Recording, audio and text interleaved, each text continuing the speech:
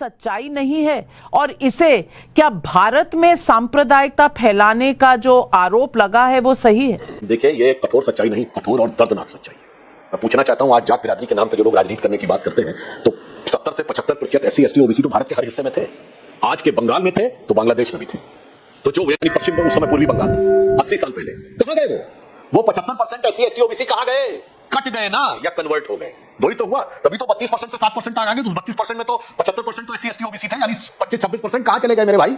और फिर भी किसी को संदेह हो तो जोगेंद्र नाथ मंडल, जो पाकिस्तान के पहले कानून मंत्री थे, जैसे डॉक्टर बाबा साहब अंबेडकर हमारे कानून मंत्री थे, जोगेंद्र नाथ मंडल भी दलित थे और इसी झांसे में आ गए थे कि जातियों का हम अलग करके और मुस्लिमों के साथ कॉम्बिनेशन करेंगे, और वहां चले गए थे। और उसके बाद जो उन्होंने देखा है कि किस ढंग से दलितों को काटा गया, गांव के गांव घेर लिए गए और कहा गया या तो कन्वर्ट हो जाओ या कट जाओ। और ये मैं हवा में नहीं बोल रहा हूं, जोगेंद्र नाथ मंडल का इस्तीफा अवेलेबल है, नेट पे जाके कोई सर्च कर ले, आंखें खोल देगा, पूरे किताब की तरह है। पाकिस्तान के प्रधानमंत्री ने नहीं सुना, आखिर में दुखी होकर, बेबस होकर भारत आकर गुमनामी के अंधेरे में वो जिंदगी गुजारे और कितनी दर्दनाक ढंग से काटे गए, यह बात देखा। उसके बाद आजाद हिंदुस्तान में भी देख लीजिए, चाहे कश्मीर हो या कोई अन्य जगह हो, दुबई, बरपेटा, करीमगंज, मालदा, किसी भी जगह के ऊपर जो कुछ हुआ वो इसका साफ साफ प्रमाण है। एक राजनीति है जिसकी तरफ योगी जी ने संकेत किया है कि एक समाज को तो फिलिस्तीन और हमास तक जोड़ के रखना है और दूसरे से कहना है बांग्लादेश तो छोड़ो। अगर धुबरी, बरपेटा, करीमगंज, मालदा में भी कुछ हुआ, तुमसे क्या मतलब? तुम्हारे शहर के दूसरे इलाके में हो रहा है, तुमसे क्या मतलब? मतलब 20% अपना है और 80 में टुकड़े करना है। और यहां पर मैं एक और बात कह दूं, जहां पे बट गए वहां आप भी कट गए, देश भी कट गया, और वो देश भी उसके बाद बहुत बर्बादी के दौर में आ गया। और मैं अंत में एक बात और कह दूं, जो इस समय अंतरराष्ट्रीय षड्यंत्र चल रहे हैं, भारत के चारों तरफ देख लीजिए। अफगानिस्तान तबाही झेल चुका है, जो कुछ हुआ, पाकिस्तान में जो हुआ, श्रीलंका में जो हुआ, और अभी बांग्लादेश में जो हुआ। अगर भारत बचा हुआ है उस परिस्थिति में, तो सिर्फ एक व्यक्ति की वजह से, मोदी है तो मुमकिन है। हम दृढ़ता से हर संघर्ष का जवाब दे रहे हैं, और वही शक्तियां जो कि इस प्रकार के खेल खेल रही हैं। और यहां मैं एक और फैक्ट बोल रहा हूं, वारिस पठान साहब उसके बाद इसका जवाब दे दीजिएगा। ये 2021 से पहले तो राहुल गांधी के मुंह से कभी आपने नहीं सुना कि वो जातिगत जनगणना की बात कर रहे हैं। क्यों? क्योंकि जॉर्ज सोरेस की ओपन सोसाइटी फाउंडेशन और फिर हेनरी लुइस फाउंडेशन, उसके एक मिस्टर क्रिस्टोफर जेफरलेट है, जिन्होंने बाकायदा प्रोजेक्ट शुरू किया कि कास्ट सेंसस पे इंडिया में जोर देना है और इसके लिए हिंदू मेजॉरिटीरिज्म को। बहुत बड़ी बात आपने कही सुधांशु त्रिवेदी जी, लेकिन वारिस पठान साहब, ओवैसी साहब कहते हैं कि योगी बौखला गए हैं। मैं पूछना चाहती हूँ, बौखलाया है कौन?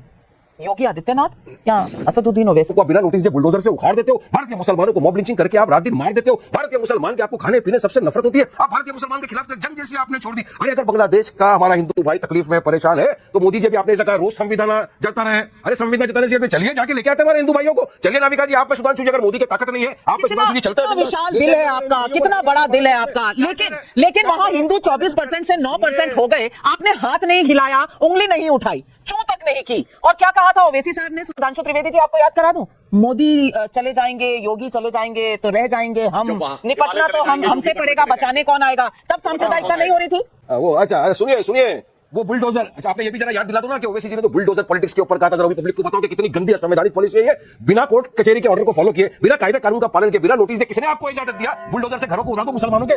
किसने इजाजत दिया आपको? क्या करते लड़के पकड़ा है, चलो अगर किसी ने स्टोन फेंका है आप उसको सजा दो कड़क से कड़क, आप उसको रस्ते पे इस तरह परेड करोगे, किसने इजाजत दिया? सिर्फ मुसलमान।